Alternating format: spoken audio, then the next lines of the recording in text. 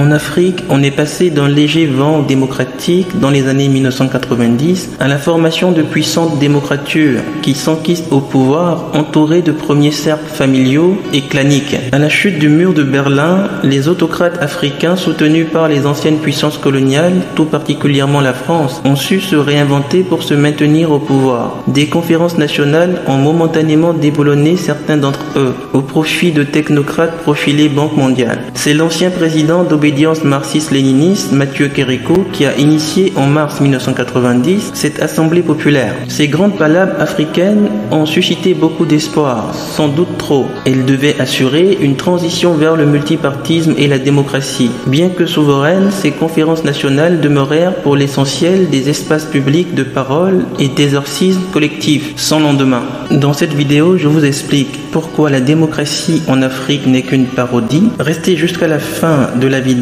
car je vous explique également pourquoi le facteur ethnique et tribal est encore si présent au sein des sociétés africaines. Seulement 5% de ceux qui regardent les vidéos de la chaîne s'abonnent. Alors si le contenu vous plaît, n'hésitez pas à vous abonner et à laisser un like. Ça ne coûte rien et ça nous donne de la force. La carrière de Mathieu Kérékou est emblématique de cette période. Arrivé au pouvoir par un coup d'État en octobre 1972, cet ancien major de l'armée française passe d'abord 18 ans à la tête de la République du Dahomey, qu'il transforme en République populaire du Bénin. À l'issue de la conférence nationale, il est battu à l'élection présidentielle de 1991 par l'économiste Nicéphore Dieudonné Seglo. Mais l'increvable Mathieu Kérékou revient au pouvoir pour encore 10 ans entre 1996 et 2006, avant de céder démocratiquement la place. Le laboratoire béninois est alors célébré comme un modèle au moment du sommet franco-africain de la Baule, le 20 juin 1990. Écrit par Éric Orsena, le discours de François Mitterrand encourage les pays africains à accélérer leur processus de démocratisation, man non troppo, sans vraiment de conviction. D'ailleurs, un an plus tard, en novembre 1991, au sommet de la francophonie au palais de Chaillot, à Paris,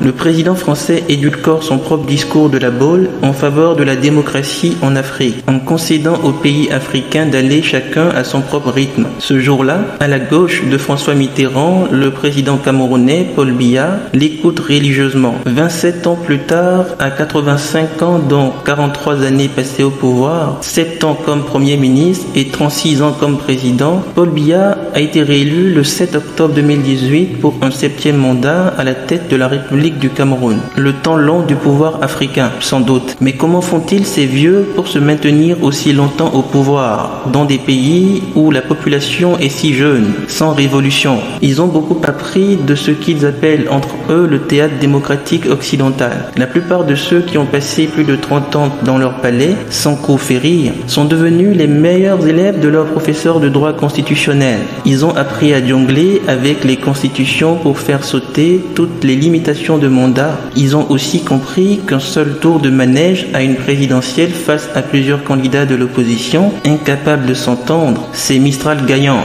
Et en Afrique, le président est la clé de voûte de tout l'édifice constitutionnel. Il assure la direction effective de l'exécutif en même temps qu'il concentre entre ses mains l'essentiel du pouvoir. Quant au processus électoral lui-même, ses présidents ad vitam aeternam le maîtrisent comme un rituel. On n'est plus au temps de Charles King, qui était entré dans le Guinness des records pour l'élection la plus frauduleuse de l'histoire. Il avait été élu en 1927 président du Libéria avec 234 000 voix, alors que le pays ne comptait alors que 15 000 électeurs inscrits. Plus proche de nous, il y a même un président d'Afrique centrale francophone qui s'est esclaffé. Je n'organise pas d'élections pour les perdre. Un de ses collègues d'un pays voisin avait expliqué à la radio en lingala: les Blancs veulent qu'on organise des élections pour débloquer l'argent. On va leur faire des élections. Caricaturales, sans doute. Des alternances démocratiques ont lieu dans de nombreux pays africains, par exemple au Ghana, au Sénégal, au Bénin ou au Nigeria, sans violence. On ne soulignera jamais assez la diversité de l'Afrique, kaléidoscope autant politique qu'économique. Mais revenons à la livraison clé en main de certaines constitutions et institutions des anciennes puissances coloniales. Il y a une dizaine d'années, dans un numéro de Pouvoir consacré à la démocratie en Afrique, le constitutionnaliste Jean Dubois de Gaudusson ne laissait pas de place au doute. On ne saurait ignorer les ressemblances textuelles, les recopies d'articles de constitution, la reprise de systèmes forgés ailleurs D'ailleurs, les conditions d'élaboration des nombreux régimes aboutissant à de véritables copier-coller déroulait le professeur. Il étayait ainsi son propos. Nombre de lois fondamentales adoptées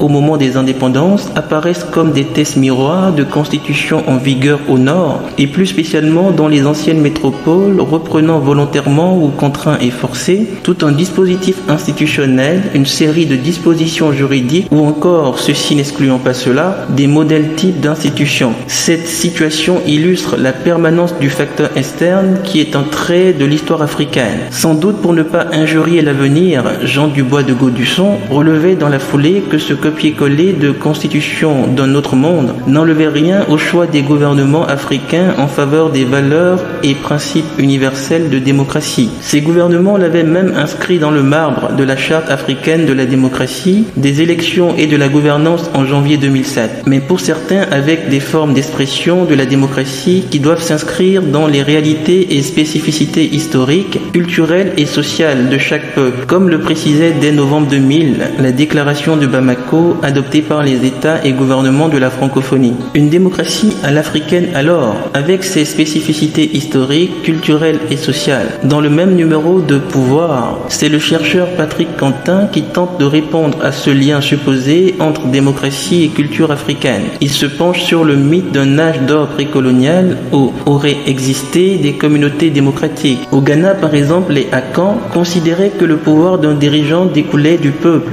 et était seulement délégué par celui-ci. À l'issue de sa réflexion, Quentin finit par développer la notion de régime hybride qui sont, pour l'espère des cas ambigus, selon leurs gouvernants, de vraie démocratie et pour les oppositions, de vrai autoritarisme. On n'a pas vraiment avancé. Le passage au multipartisme n'avait pas entraîné le remplacement des dirigeants de l'époque autoritaire et l'opposition est confrontée à un double barrage. L'organisation et le déroulement même des scrutins est celui plus insidieux de la limitation des libertés civiles et politiques qui s'étend en amont et en aval des élections. À ce jeu, les présidents autoritaires des années 1980, reconvertis en démocrates par convenance dans les années 1990, sont passés maîtres dans le maquillage de l'autoritarisme. Invité dans ce même exercice de style, le politologue Jean-François Bayard rappelle que le rapport de la démocratie à la tradition est également inséparable de l'inégalité sociale. Les aînés et les cadets, les hommes et les femmes, les anciens esclaves ou hommes libres, un catholique,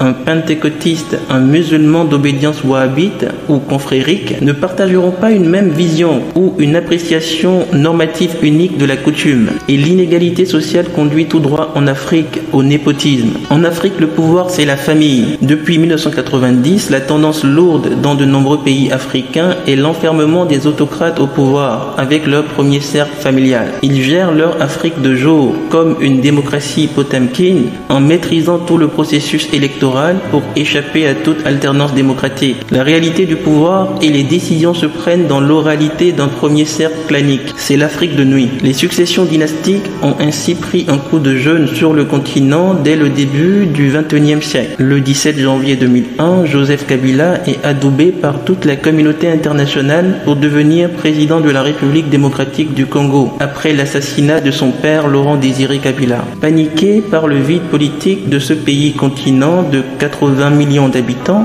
les puissances tutélaires du pays, telles que la Belgique, les États-Unis et la France, ont jeté leur dévolu sur Monsieur Fils, avec cet argumentaire toujours exprimé à l'époque aux journalistes en off. On est en Afrique, la famille ça compte. La nomination de Joseph Kabila, dont le père vient d'être assassiné, ne sera pas contestée. Le 4 mai 2005, c'est Faure Gnassingbé qui succède au Togo à son père, Gnassingbé Eyadema. 4 mois auparavant, l'ancien sergent-chef de l'armée française, arrivé au pouvoir par un coup d'État le 13 janvier 1967, a succombé à une crise cardiaque dans son Boeing 707 qui volait vers Israël, où il se rendait pour y être soigné de problèmes oculaires. Dès décembre 2002, Gnassingbé Eyadema, déjà malade, avait fait amender la Constitution pour abaisser l'âge d'accession à la présidence de 45 à 35 ans. Stratégie, passer le flambeau à son jeune fils. Élu et réélu jusqu'à son élection contestée d'avril 2015, Faure prévoit lui-même une réforme constitutionnelle pour se représenter en 2020 et en 2025. À ce jour, les Togolais n'ont connu qu'une seule famille à la tête de leur pays, les Gnassingbé. Autre famille régnante, cette fois-ci en Afrique centrale,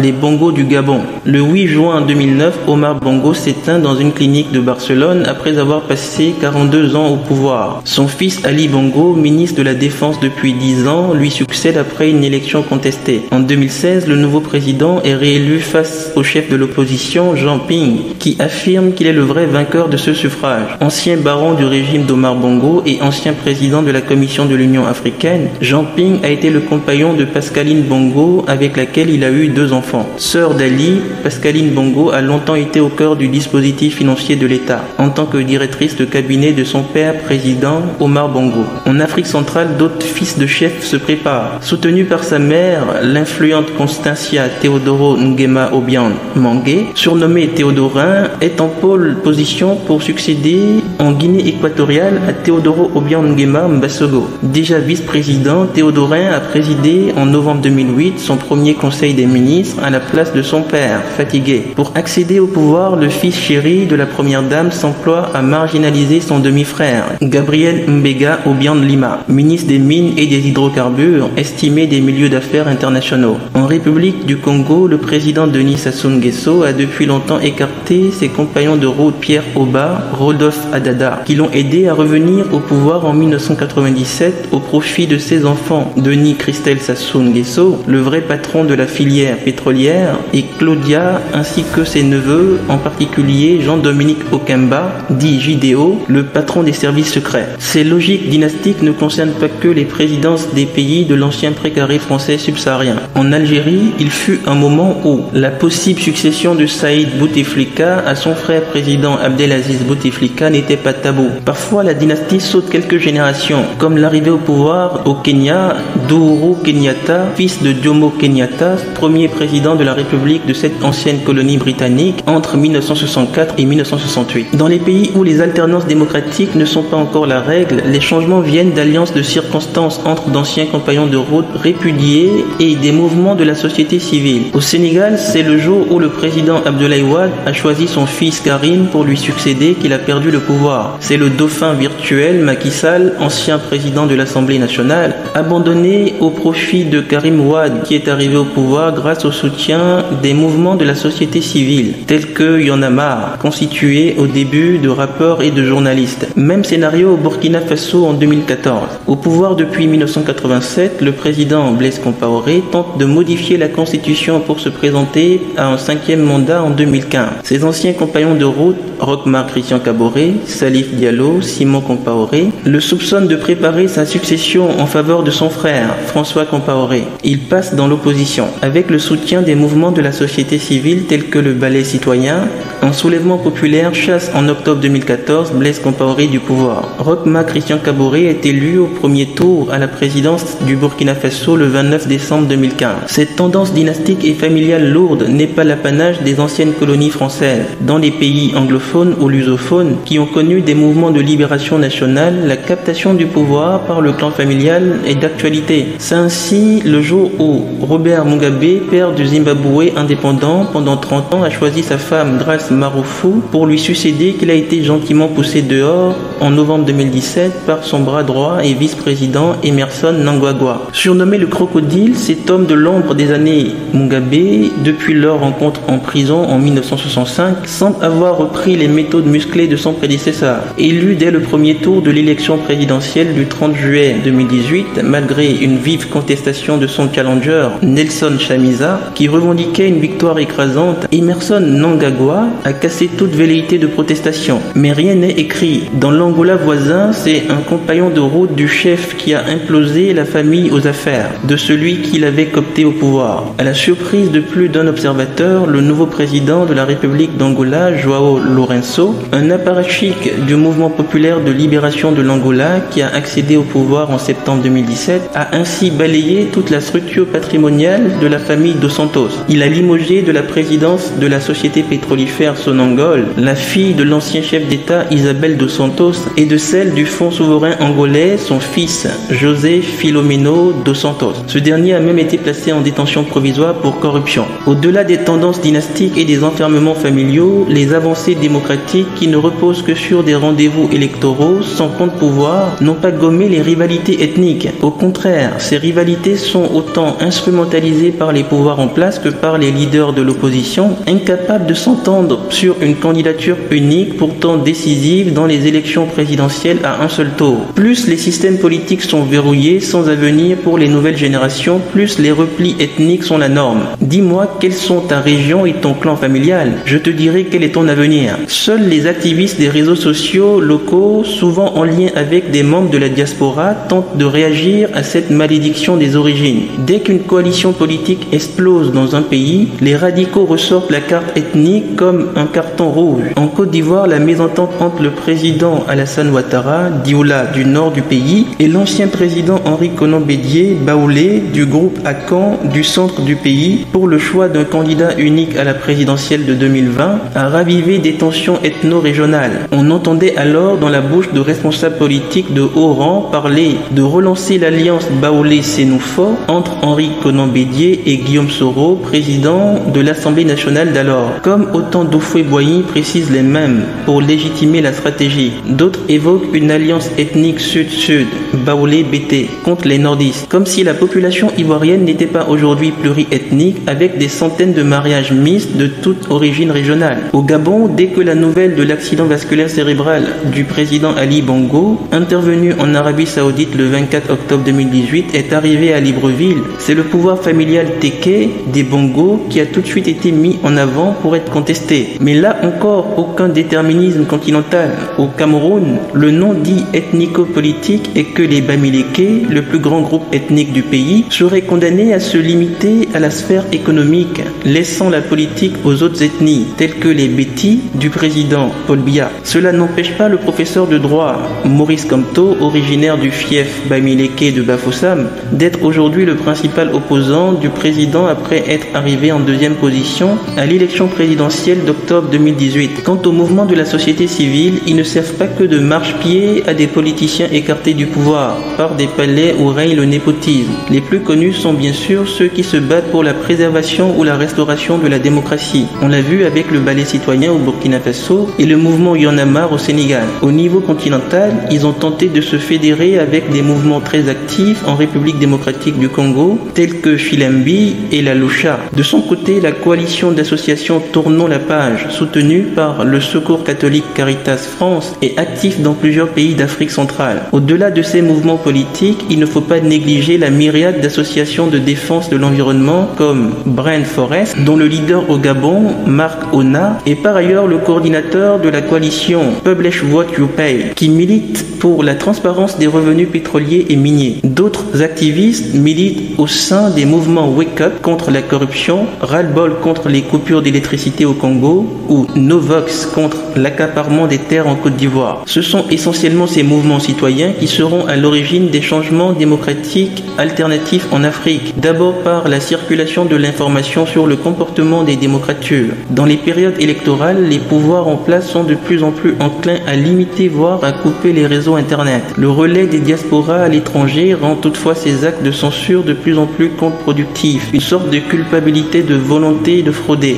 En attendant, ce qui importe, en particulier dans les pays rentiers, c'est autant la redistribution de la manne que le partage du pouvoir. Pour l'économiste britannique Paul Collier, un des problèmes est l'instauration d'un ordre politique dans ces environnements fragiles. Pour cela, les structures de partage du pouvoir sont les plus indiquées. Nous avons été très cavaliers en estimant que pour instaurer l'ordre politique, il suffit d'organiser des élections. Dans les environnements fragiles, elles aggravent souvent les choses parce qu'elles induisent un gagnant et un perdant. Nous avons été très fainéants et romantiques en pensant que nous pourrions emmener rapidement les sociétés fragiles à la paix et à la prospérité en copiant simplement les institutions communes dans les pays de l'OCDE, comme les élections. Les agences de développement encouragent les gouvernements à adopter des programmes de réforme largement irréalisables, lesquels échouent parce que la capacité à mettre en œuvre des changements dans une société fragile est très limitée. Tout cela est une parodie. Nous, la communauté internationale, disons à ces sociétés fragiles, nous avons une vision,